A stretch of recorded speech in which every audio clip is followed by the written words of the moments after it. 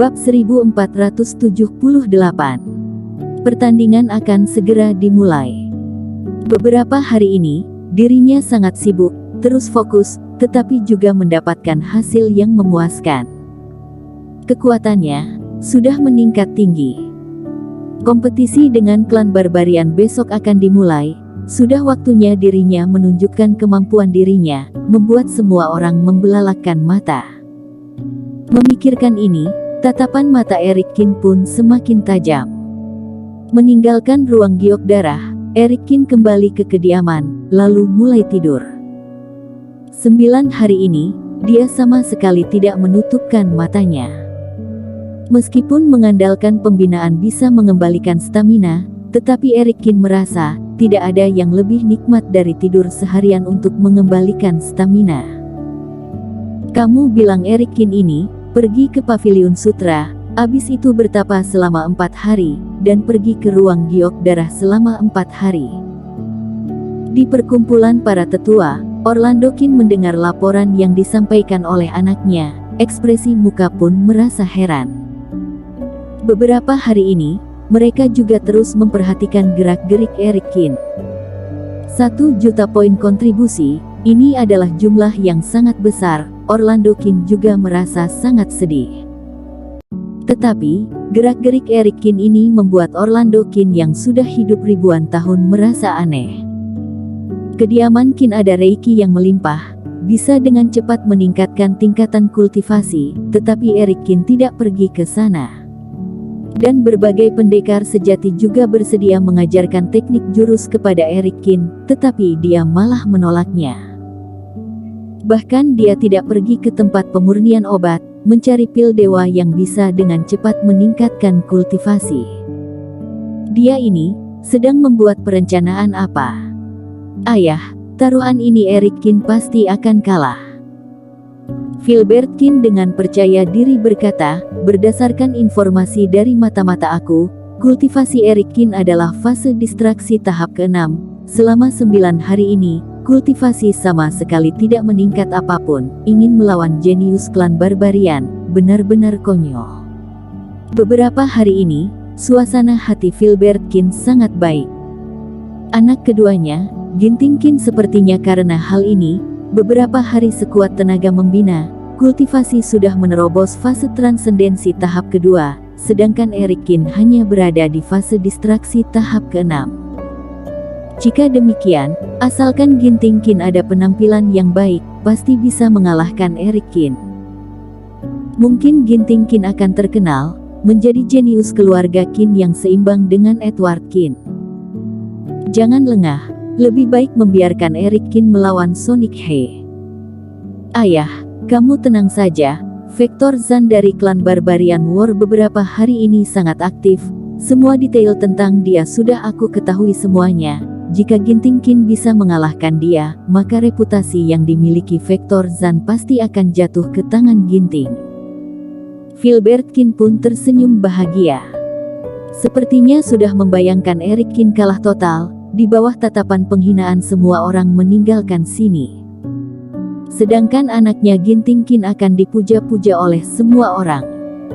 Waktu berlalu dengan cepat, sampailah waktu yang sudah ditetapkan oleh keluarga Kin dan klan Barbarian. Lokasi berada di depan Istana Kaisar. Di sana sudah dibangun panggung pertandingan yang raksasa oleh para kultivator sebelumnya.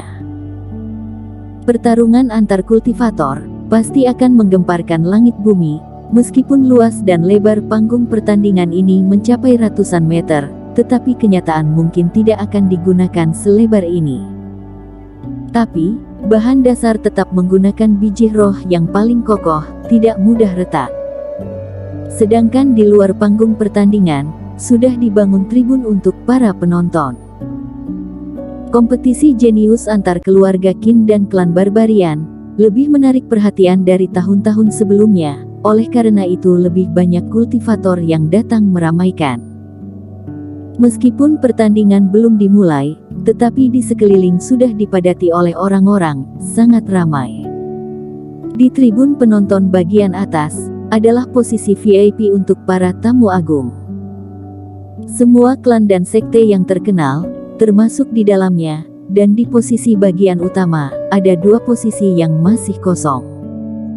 Di 2 sisi panggung pertandingan, adalah posisi untuk keluarga Qin dan klan Barbarian. Eric Qin kenapa masih belum datang?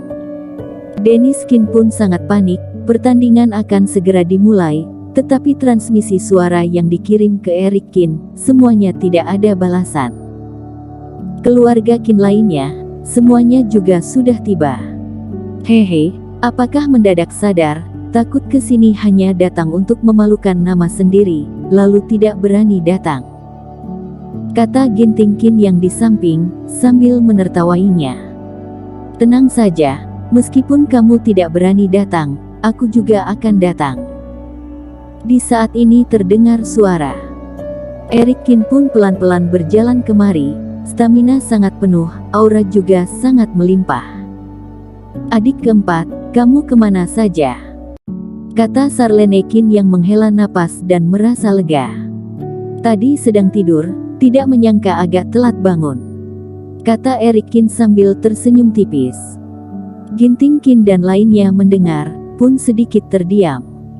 Mengetahui hari ini adalah hari kompetisi, mereka semua karena terlalu bersemangat sampai tidak bisa fokus melatih. Sedangkan Eric Qin malah baik-baik saja, masih bisa tidur. Kamu mengetahui kamu akan kalah, makanya sudah menyerah. Kata Ginting Qin. Kamu sepertinya sangat percaya, kalau begitu Sonic He dari klan Barbarian Fairy aku serahkan kepada kamu saja, bagaimana? Kata Eric Qin. Aku. Ginting Qin terdiam sejenak, tidak tahu harus bagaimana membalas perkataannya. Dia juga ingin langsung membantah, membuat semua orang merasa kaget, tetapi kekuatan Sonic He, ayahnya sudah mengingatkan, jangan gegabah. Kali ini kamu yang menjadi ketua kelompok, tentu saja Sonic He adalah lawan kamu, tetapi Vector Zan dari klan Barbarian War, aku pasti akan mengalahkannya. Kata Ginting Qin dengan percaya diri. Meskipun tidak bisa menang melawan Sonic He, tetapi dia percaya bisa mengalahkan Vector Zan. Eric Qin, kamu akan melawan Sonic He, beranikah? Dari belakang terdengar suara yang lembut. Semua orang menoleh kepala ke belakang, melihat Yul Xiao pelan-pelan berjalan turun. Kamu ada intuisi apa tidak yang bisa diberitahukan kepada aku? Kata Eric Qin sambil menaikkan alis matanya. Karena adik Meng, aku bisa memberitahu kepada kamu sedikit, ingat jangan bertarung jarak dekat dengan Sonic He, gunakan ilmu sihir menyerangnya, mungkin lebih aman. Kata Yul Xiao dengan serius. Eric Qin pun mulai memutar otaknya. Selesai berkata Yul Xiao, mendekati Eric Qin dengan nada kecil berkata, aku sudah jujur dengan kamu juga harus jujur dengan aku. Rumput naga guntur dan buah naga guntur aku itu, apakah kamu yang membohongi aku? Tenang saja, aku tidak akan meminta kembali, hanya ingin mengetahui kenyataan saja. Kamu tebak sendiri saja. Jawab Eric Qin dengan tenang.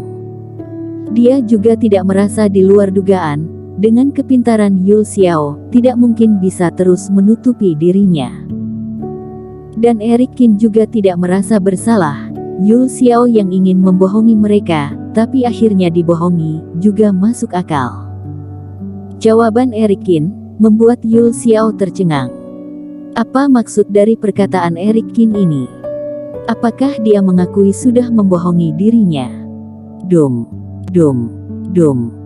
Dan di saat ini, dari tengah panggung pertandingan terdengar 3 suara dentuman, bergema ke segala penjuru. Suasana pun langsung hening dalam sekejap mata. Ini pertanda pertandingan akan segera dimulai. Ekspresi anggota keluarga Qin pun menjadi serius, melihat sekilas ke wilayah panggung pertandingan. Sudahlah, nanti baru tanya dia lagi. Melihat Eric Qin terbang, Yul Xiao pun menggerakkan bibirnya. Selanjutnya, dia pun terbang dan mendarat di posisi VIP. Salah satu dari 2 posisi VIP ini adalah disediakan untuk dia. 5 dinasti besar, Yul Xiao sebagai penerus tahta Kaisar Xiao, tentu saja cocok duduk di posisi itu. Sedangkan posisi yang di sebelahnya tetap saja kosong, Yul Xiao pun duduk. Di atas langit, mendadak cuaca menjadi mendung. Di saat semua orang kebingungan mengangkat kepala, hanya terlihat burung bersayap emas yang mengepak-ngepakkan sayap terbang kemari. Ukuran sayapnya seketika menutup setengah langit, lalu berkicau dan terbang ke bawah. Kultivasi yang dikeluarkan oleh monster raksasa ini sangat mengerikan dan membuat bumi bergoyang. Awan yang di langit pun hilang. Burung bersayap emas ini terbang, di punggung ada sosok bayang yang memakai jubah putih lompat turun. Gaya yang wibawa, badan sangat ringan, di saat mendarat ada 7 cahaya warna-warni mengelilingi tubuhnya, bagaikan dewa turun dari langit. Bersambung.